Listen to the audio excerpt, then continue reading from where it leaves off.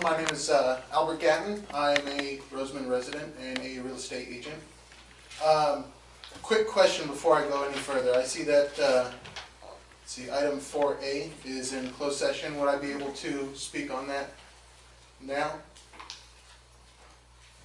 As it's in closed session, we may not be able to speak on it then. No? You can make a comment. I'll just making a brief comment on that. As we just had our elections shortly ago, and we do have several new board members coming in, I just wanted to express my personal view on this matter, is that if any action is taken on this subject today, that it wouldn't necessarily look that great as far as public appearance. If any action is taken as far as approval denial, I think that should actually be tabled until the new board is in place, to give the new board time to consider it, in hopes that the new board that was elected acts in the best interest of the RCSD and the people that they were just elected to represent, instead of the current board who, the election is what it was. We've got several board members that are leaving, and if an action is taken on that, it may look bad one way or another, either removing somebody that should be here or keeping somebody in that should not. And I would just like to express that point of view. On another matter, as far as trying to get information on the special meeting today, I was informed last night by a member of the Roseman Chamber of the meeting, and I went home to try and find out more information about tonight's meeting. In doing so, I wasn't really able to find anything on the website or otherwise. I actually came in this morning to talk with your board secretary, because I did see that it was posted outside. But if I didn't come by and I didn't hear about it from the person at the chamber, I would not have had any way of knowing about the meeting. I know that the RCSD has a Facebook page now, and there's several ways to communicate to the public about meetings. I'd just like to see a better effort in order to do so. Just because, as somebody who's busy in business and as a resident of the area, I don't have time to run by the RCSD every morning to see if there's going to be a meeting that day or the next day. So if we could have the RCSD take further steps, either put it on the calendar, because this meeting was not on the calendar, it was not on the upcoming events, it was not on the latest news, it wasn't on Facebook, and I haven't seen any option for email notifications or anything of meetings available on the website. So other than coming to the RCSD in the morning and actually looking at the board, or hearing about it from somebody else, which you never know if it's correct or not, you have no way of knowing if there's a meeting or not. And I would hope that in the future that the board and the staff here would be able to address that. And that's my comments for now. Thank you. My name is Joe Bender. I'm a resident of Roseman, a business owner. Own my business in Roseman. I lived here all my life, 32 years, went to school here, and I agree with the previous speaker. I believe that closed session shouldn't be determined and voted on tonight. I believe it should be based upon the new board coming in and making that choice for the better grade of the community. Thank you. Good evening. My name is Terry Glansiegel. I checked tonight on the website, and last night this meeting was listed on the website, but tonight it disappeared. So it sort of appeared to me that maybe you guys had canceled the meeting. And if you're going to send that idea out to our community, you're really not helping our water district at all. And I definitely agree with the other people. If you're going to vote on a contract, I think the new board should vote on this contract for the attorney, not the board that's leaving.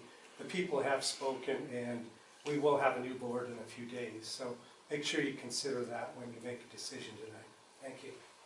Okay, with that, we'll go ahead and we'll close public comments. Before we go to the action items, I'd like to say a couple of words And I'd also like to give an opportunity for the other directors to say a few words as well. It has been my distinct privilege and honor to serve this community since 1997. I came to the board in 97. In the past 17 years, I have been serving this community for 15 years. And it's been an honor. I've enjoyed it. And we've seen a lot of changes in the district in that time. We have got we were over there in the old 10 building on 20th Street for many years, and we moved into this building. We built and established United Street Park with the help of Southern Kern Unified School District. We obtained West Park to keep a pool for the community. We've been through the adjudication process. We built a state-of-the-art water reclamation plant that once the state finally gives us the permits to put it into use, it's going to pay great dividends for this community. We have seen this community grow, and I am looking forward to seeing this agency go forward. There's a lot of issues out there that are going to need to be taken care of. We're still in a drought, even though you wouldn't know by looking outside, but you know, just to kind of give a perspective of that, you know, I heard on the news the other day that if we're to catch up to normal, we would have to have 150 inches of rain this year. So that's kind of letting you know where we're at. We have got the chromium-6 issues, we have arsenic issues, we have the adjudication, we have, you know, we have the drought. And so that there's a lot of things out there that this agency is going to be very busy, and it's going to take the support of the community to be out there and stay informed so they know what's going on here. But again, you know, as I step down from this board, it's been an honor to serve you all these years, and I'm going to miss doing it, and I wish the new board coming in the best of luck. And Vice President Webb? Folks, good evening. We have a full house close to it. Thanks for coming out. I concur with Greg on the comments. The biggest thing, let's don't talk about as an ending. It's a new beginning for some new board members. They're very capable. They're real knowledgeable. I would challenge all of us on this. They made some promises. If the promises are to be fulfilled, it's for us to hold them accountable. If they can be done, so be it. But just remember this. Someone said that the people have spoken. Yeah, they spoke, and that's a privilege that they have. But remember, with privileges come responsibilities. And they did the talk, and we're going to hold them accountable. And I want them to succeed, because remember this, folks, regardless who's your board, we're ratepayers who happen to be part of our board. We're all a part of the same community, and we either sink as a community or we rise as a community. So I would hope that any bickering that we think we may have, we set that aside, because at the end of the day, it's just like any good team. I don't have to agree with every teammate, but a team pushes forward together. So I have no ill will about the votes or whatnot. People have their say, so they had it, but I would challenge all of us to hold the board accountable. If they can do it, we all benefit. If they can't, we need to hold them accountable for it on that. And like I said, the board members are capable, and if they're not, we're going to call them on it, but let's give them an opportunity to show that they can. We have a very good staff here. Let's don't wreck that. We have an outstanding general manager. I'm going to ask the community to think about this here. When you look at capabilities, put personalities aside. That's one thing about bickering in smaller towns. We lose sight of the priorities at hand. And like I said, let's give them a chance to push forward. And like I said, I think if it comes to pass, we're going to be better. If it's not, we have some fixing to do. So I wish them well. The challenge is we have about 5 major fronts we have to address. Let's support them and get them done, because if they win, we win. If they lose, we all lose. So it's not us against them. It's everyone for one and all for one and one for all. And thank you for the opportunity. Thanks, sir. Yes, I just want to echo that. It's been a wonderful 12 years. It's been a lot of hard work, a lot of commitment, hours and hours a week. This isn't a just show up and check the box and leave job. We do represent you, we are ratepayers, we are in the neighborhood, we're not your enemy. Your enemy, some of the things that are said, your enemy are the regulations that are coming down from Sacramento and Washington DC. And we took the backlash for it, and that's fair.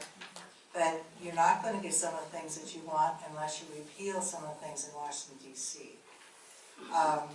With the Chromium-6, we've been warning you, that's a very expensive process. That has been passed in California. We have to meet those regulations, and they will not go away. And so we have done our best to keep the rates low. We have done our best, and we have met the regulations that are necessary. And remember this is an agency that must supply water and sewer to you. Your houses will be worthless if there's no water. So it's a 100-year agency. It isn't just an agency of tomorrow, of next week, of this paycheck, or 3 years from now. It's an agency that must last hundreds of years and stay healthy. As long as there's houses that need water in Roseman, this agency is your most valuable asset to get you water and sewer treatment. And you need to hold that in mind. It is a treasure in this community that we have safe drinking water, and that we have safe sewage treatment as well. And I think sometimes in the bickering in the community, that gets lost. But that is a responsibility that will wait on the shoulders of the new directors, and there's a lot of things coming down the road that are very, very important and cannot be treated lightly, nor can you just go slam bang and say, well, we're going to do it this way. It's a highly regulated agency, and we have sort of taken the lead in trying to get the information out to Roseman. Roseman is a unique community that if you put posters on the doors of Albertsons, people don't read them.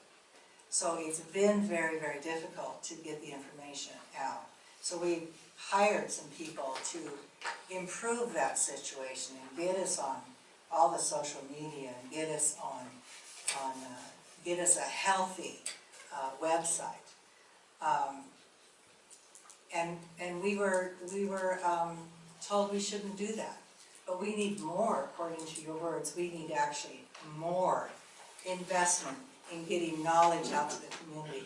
So when decisions are made, it's real popular to attack and say, well, we don't need that. And yet, then on the other hand, you say, people come in and say, we need that. And so the directors here, we have to decide, okay, they don't want it, they do, this is good for the community, this isn't, and we have to make those decisions and which direction. And for me, it's been, okay, what's the future holding? Is this going to be really good for Roseman 10, 15, 20 years from now? And that's really a weighty responsibility on all the directors. We don't take it lightly, and we have to do the research. And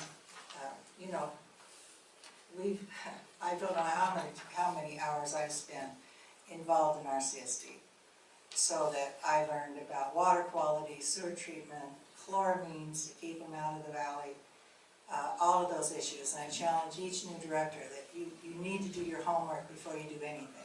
You need to understand the whole process before you leap into the fire.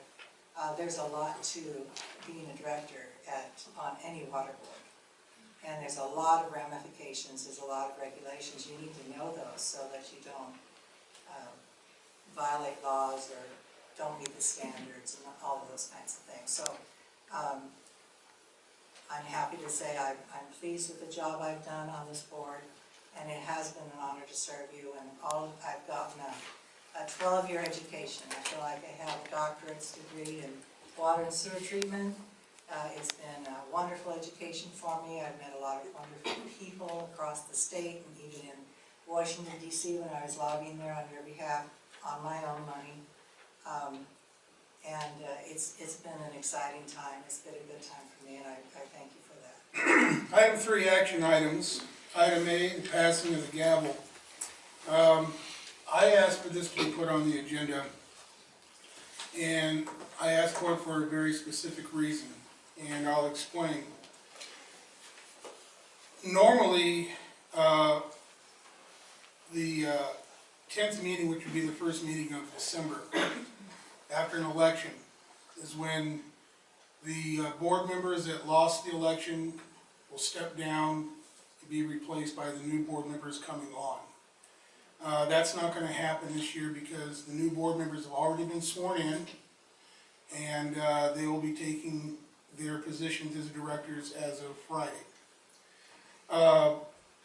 But it's a symbolic meeting that takes place, and it's important in our society to show the peaceful transition of power. You have an election, the people that lose peacefully turn over the reins of power to the people that won. And it's done peacefully. Our country is one of the few countries in the world that does that. Most of the time that doesn't happen. And so the passing of the gavel, as also in that meeting, is when the new board president takes the gavel and presides over the meetings. And based upon district policy, which was set in place years ago, and protocol and the line of succession, is Byron Glennon is in line to become the next board president. So at this time, once we have a vote on this, it would be my honor to pass the gavel in a transition of power to the remaining board member to act as board president. And Al's vice president. And Al Wallace will be vice president. So, Also, we don't need to Pardon? vote. Do we need to vote as policy? You don't have to, the policy dictates it, but if the board would like to vote, it's As a symbol. symbolic. Well, I'll make a motion that when we do the pass of the gavel to the new board president, Byron Glennon, and acknowledge Alfred Willis as the new vice president of the board. I'll second that. okay, we have a motion by Vice President Webb, seconded by Director Spore. Any other discussion? All in favor? Aye. Any opposed? And at this time, Byron? Thank you, sir. Thank you. I could probably operate from here the rest of the day. You gotta take a little pedestal. Oh, the little bit. I wrote what I was gonna say so that I don't get carried away, but I have a preface to it. I've heard small community several times in this meeting this evening. My parents drugged me to Roseman in 1947, and it was a small community then, and it's still a small community today, even though it's considerably bigger. And thanking Greg, Rick, and Kathy for service to Roseman over the years, I would like to refer to a passage in the Gospel of Matthew. Matthew 7, verses 13 and 14. These are Jesus' words. Enter through the narrow gate, for wide is the gate, and broad is the road that leads to destruction, and many enter through it.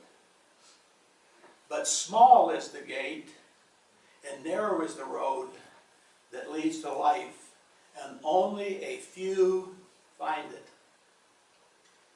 When we serve others, it's easy to be taken for granted and not appreciated.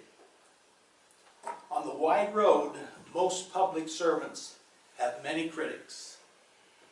But on the narrow road, only a few will ever receive the appreciation they deserve. I've watched my mother and father serve Roseman their entire life. The critics were many. I've been in the school district for 35 years, teaching and coaching. The critics are many. And the voices of appreciation were few. Greg, Rick, and Kathy, my words of appreciation cannot replace the many words of criticism you have received. But I want you to know I appreciate everything you've done to serve the community selflessly. Thank you. I would like for them to have a round of applause.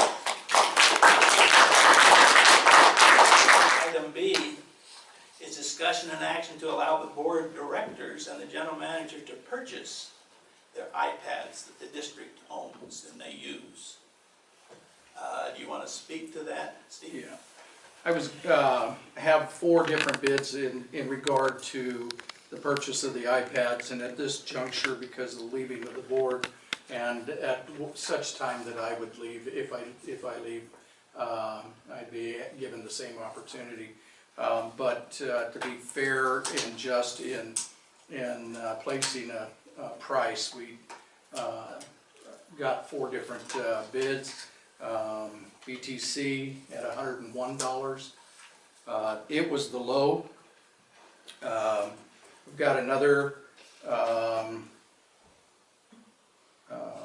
believe this is Gavel at $155. And GameStop at $156.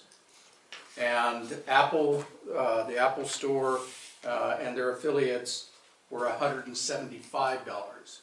And the recommendation would be to set the price at $175, the high price for the iPads, should the board members want to purchase them. Would you speak to what they actually are used, what's their purpose? Well, the iPads have been used for correspondence between the clerk of the board and the general manager, back and forth on related items for the district business. I do know that from time to time that board members will have their personal social security number, driver's license, or identification information on the iPads. And for identity theft and security purposes, it would be cleaner if the district was paid for those and they were able to take them and secure that information themselves. Some of the things you sent to me are this thick, and so it saves a lot of paper, and a lot of printed ink. Hey, Mr. Jim, I think this may be add a comment to that. I know people may say that that information can be erased off, but I'll share with everyone. Anyone that has any smartphone technology, that information never goes off that phone, that information is captured. And I think in a time now when identity theft is running rampant, and this is not just with these iPads, anything that you had to make sure information available. If someone tells you it's erased, it's not erased. There's a forensic scientist back on the East Coast, and he can attest to this, that the only way that information on that machine's ever destroyed is if it's ever destroyed, the whole entire unit. So if someone challenges, well, you can erase it off, that information does not get erased off. And that's not just for iPads, anything electronic in the modern era, that information is stored in that piece of equipment for life. So if you have it, keep it, and this trade-in, they'll erase it. That's a joke. And I know people who may be computer techies may believe different, but I'm just telling people for your own wellness, if it's there, someone can capture that information somehow, somewhere. Thanks, Steve. Anything from the public that anyone might say anything? I got a question. How much is it gonna cost for these iPads to be bought for the new board of directors? What does a new iPad cost? We got these, they were what, $600, $700, whatever. It all depends if you buy it through a service like AT&T or Verizon, or you go to an Apple store, whatever, Yeah, I think and those prices totally. Well, there's a whole new generation now, because what we're talking about now, those are generation through, whatever the newest phone, They're older ones. those are older models. So whatever, I'll tell you probably whatever the newer versions are, I would assume that's the ones that they would be getting. Because the ones that are out now, that we're talking about, I think are generation 2 or 3, and there are newer versions out now. Any other questions or comments from I guess it needs a motion in a second. I'll make a motion that if the directors decide to purchase them, that they're able to purchase for the, you said 175, Steve? 175. Yeah, they're able to purchase at 175 from the district, the iPads. Well, I have a question for you. If they're not purchased, then are they destroyed? Because the concern I would have is that with that information on mine because it's an older machine. I don't want someone to get it that becomes with information available, so do we have an option on that, or we just the purchase period? Well, I think that's a good comment. If a board member doesn't want to have to pay the $175,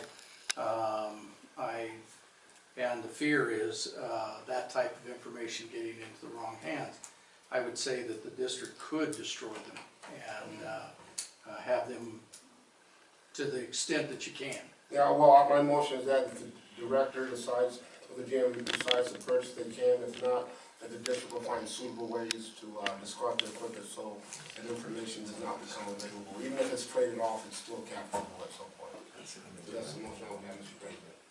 Second. Any more discussion? Okay, all in favor say aye. Aye. Opposed? Motion carried. Item 4, closed session. There are 3 items, A, B, and C. One is dealing with attorney contract negotiations. The other 2 are dealing with existing litigation. And we're going in on all 3. Yes. I have a motion to adjourn the closed session. So moved. Second. Motion, Director Wood. Second, Director Webb. All in favor? Aye. We're adjourned for closed session at 6:29.